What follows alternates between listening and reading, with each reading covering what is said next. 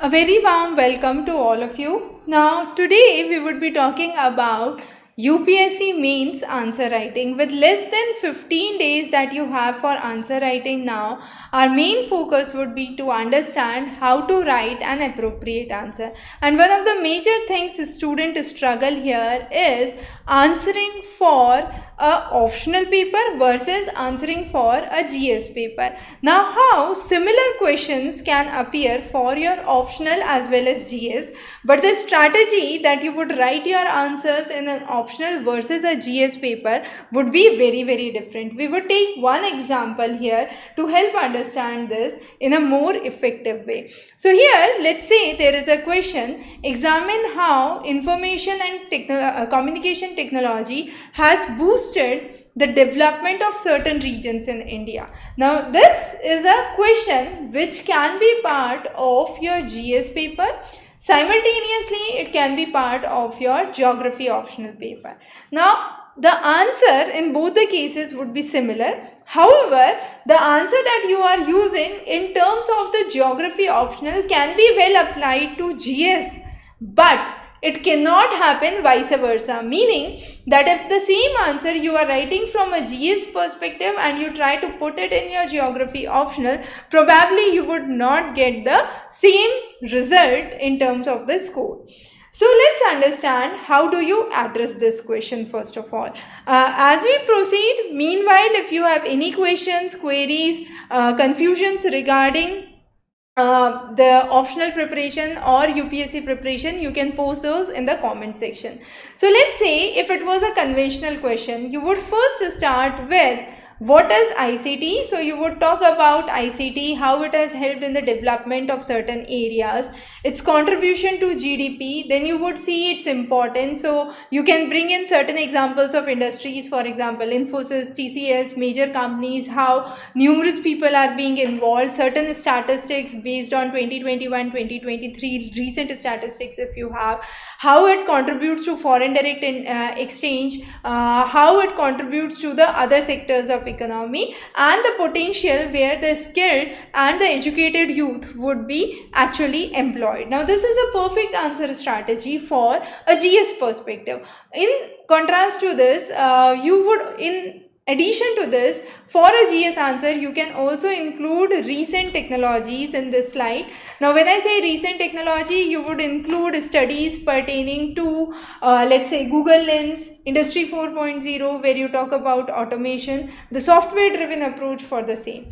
But when you are focusing the same answer with an approach towards your optional, let's say geography optional, Radha and others who have joined, if you have any questions, please post those in the comment. I'll be happy to take the questions as we move forward. So here, let's say we identify the regional centers. Now, when we identify the regional centers, we say, let's say in the region of North, Noida, DLF is one of the centers, Mumbai as another center, Electronic City, Bangalore, High-Tech City, Hyderabad, Cyberabad, suburb of it. Then we have Millennium in Kolkata. Now, let's out of these take a case study. Let me say we take a case study of Bangalore, Electronic City. We would proceed with that case study in this answer. Now, there are two approaches. Usually, what is a common mistake that students taking an optional do? When they take an optional subject, specifically if they are from a non-geography background, the common mistake that they would do while answering a question like this is they would start with any theory that they have in mind, and they would put that big name and try to make that answer impressive. But this is not a right strategy. Even if you want to incorporate certain theory, it has to be in a systematic way. We'll move as we'll understand as we proceed. Just a second. Gopi has a question here. Can we predict the same strategy for UPSC for 3 years later? Now, Gopi, that's a really interesting question here. When we talk about UPSC strategy 3 years down the lane, that is, you are targeting for 2026 to 2027, right? Means so far there is no news that there would be a change in the paper pattern. So the mains basic study approach would remain the same. The only top up that you have to do is to include contemporary concepts and to have yourself well versed with the contemporary development. That obviously you would do as part of GS. Now talking about the strategies related to GS, specifically prelims. When I talk about a strategy, prelims strategy would definitely be a little different from the mains strategy 3 years down the lane. The reason being, mains is intensive in nature, and with a well-defined syllabus, you actually know the broad areas from where the questions would be asked. However, prelims is a very dynamic section, I would say, specifically the GS part of it. When it comes to prelims, 3 years back from now, the questions were mainly pertaining to major government schemes, and most of the questions could be answered directly if you have been going through rigorously through the Yojana and the Kurukshetra. However, over the recent 2-3 years, we have seen a drastic change in the syllabus, and now we are seeing approach which is more related to scientific developments, topics related to environment. So DTE, or down to earth, at this point has become one of the major references from where you have numerous kind of questions that would be asked. But probably 2 years down the lane, we can say space research, defense could be major segments that could be of concern for prelims. So that proportion of questions being asked from different sections would definitely change. And even for the conventional sections, for example, if I talk about history, something which is related to a historical event and has been brought into light recently would actually change and would have a significant impact on your prelims paper. So moreover, the strategy down the lane 3 years from now would remain same when it comes to the basic coverage. So you would have to follow NCERT, but as of the recent trends and syllabus, NCERT in itself would not be sufficient to answer the questions. You would have to read a lot beyond NCERTs, right? Coming on to the question where I hope, Gopi, I was able to address your question. If you have any further questions or queries, please post those as we proceed. Now, as I said, one common mistake that a student do while answering an optional question is they put a big name in terms of theory. It's not really a good approach. I'll say how. Because let's say, even if I'm drawing a case study, and this case study is for the electronic city of Bangalore, I'm bringing in how it is one of the major IT hubs, what are the major clusters across the globe, and why this is one of the major clusters, what are the major companies coming in, the major residential sectors within, or the major IT sectors within Bangalore, I can pinpoint those. And then one of the major things that you have to say that there is a multiplier effect. Multiplier effect means, let's say there is one company that comes in. Now this company would create jobs. As more jobs are created, more investment would come in. Now, when more investment would come in, there would be more development. This development could be in the field of education, healthcare facilities, transportation facilities, logistics, and therefore this center would emerge as a major developing center, and we call this as a growth pole center. So rather than mentioning in the beginning of your answer that this is a growth pole theory, we can apply growth pole theory and explain this concept. That would be a wrong approach to begin with. Bring the approach intermittently with the content.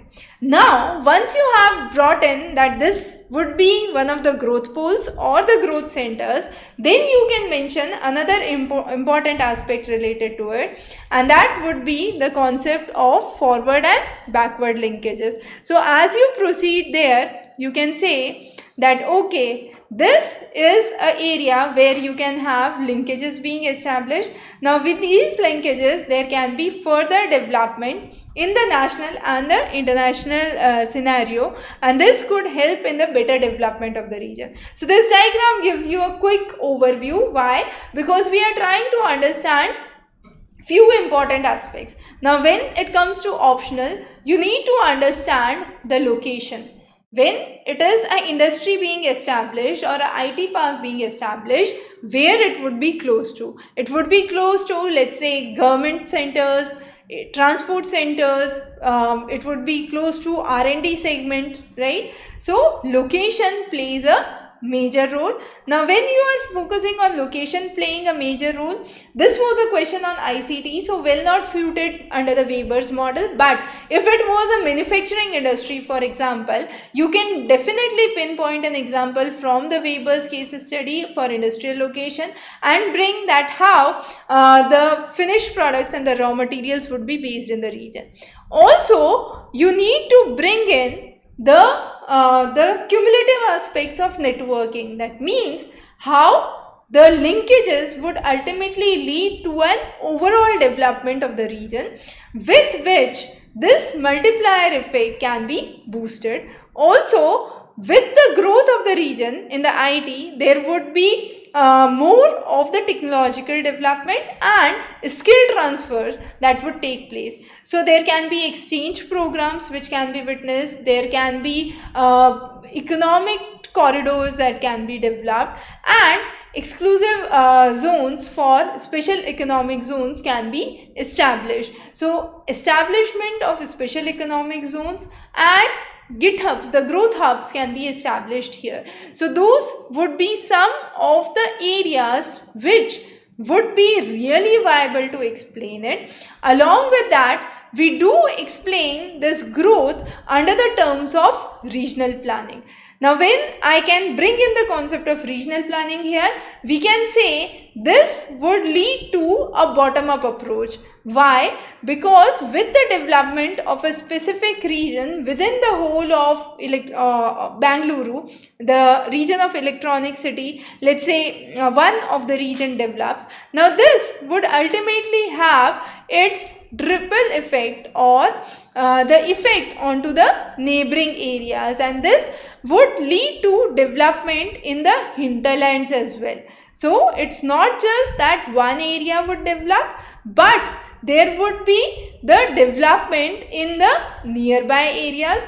Also, there can be the effect of cumulative causation model, where one development would lead to, or one IT park or one IT industry would lead to more labor coming in, more expertise, more educational know-how getting into the system, and this would create probably another IT hub nearby or another IT center being developed nearby. This could further boost investments for, let's say, internet technologies, for more development, and then you can have technology flow, better internet facilities, constant regular supply of electricity, we could say. And these things, when streamlined, in broad terms I can say, when infrastructure is streamlined, then you would have further more industries coming in. Now this is what is called as a cumulative causation model under the regional development approach. There is another question where Gopi asks about, nowadays there is a misconception of UPSC widely, and the things, as there are many serious aspirants, few of them are able to clear. So what are the points which need to be said? Okay, I hope you are trying to write something else as well, but the content has been cropped here. I can well address the concern that you have raised here.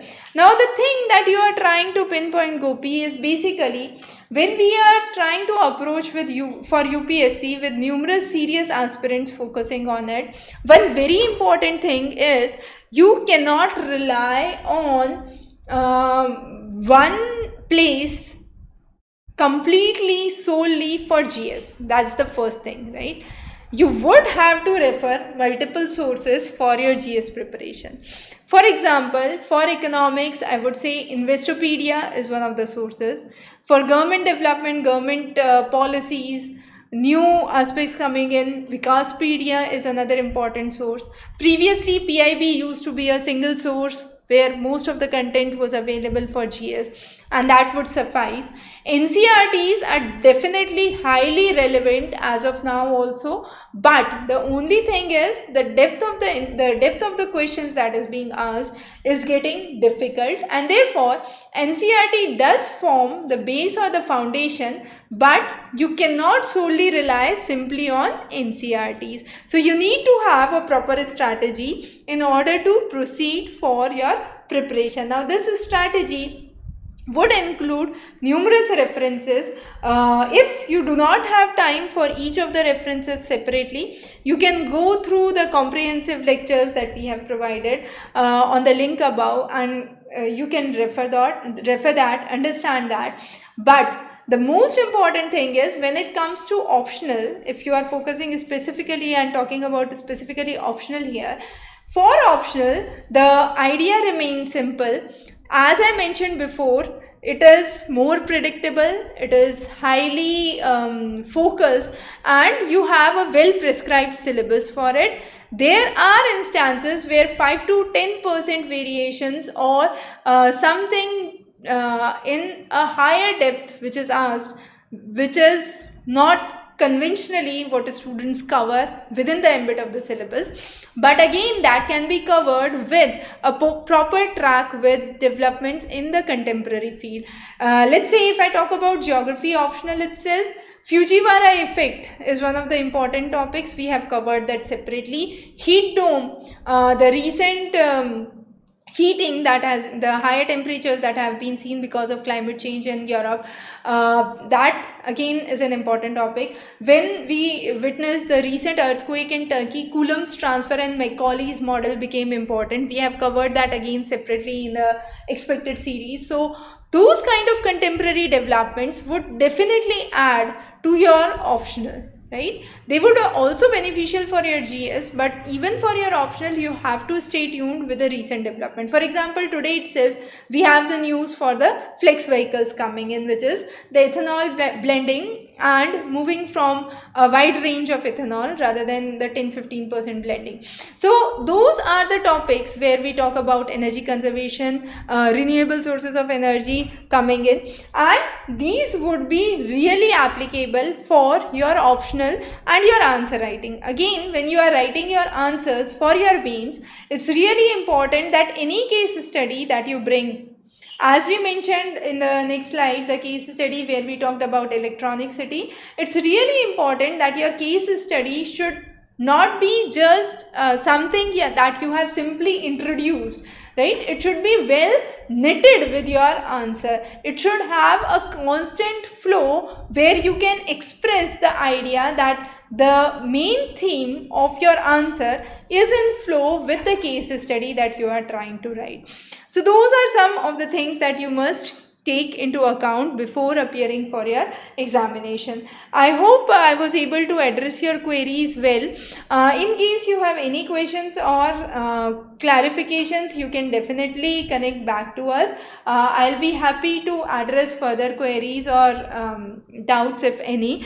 Wish you very good luck for your upcoming examination, and in case there is further clarification that you require on how to differentiate between an optional answer or a GS answer, and you have a specific example in mind, you can simply send those to us and we would cover those. We would develop two separate answers for you, expressing how one could be a GS answer, the other could be your optional answer, and give you a comparative analysis between the two. I hope that point goes very clear, that an optional answer can be well suited for your GS answer, but a GS answer is not a well suited answer for your optional. Just keep that in mind and draw your strategy and writing strategy accordingly. Thanks for joining in today.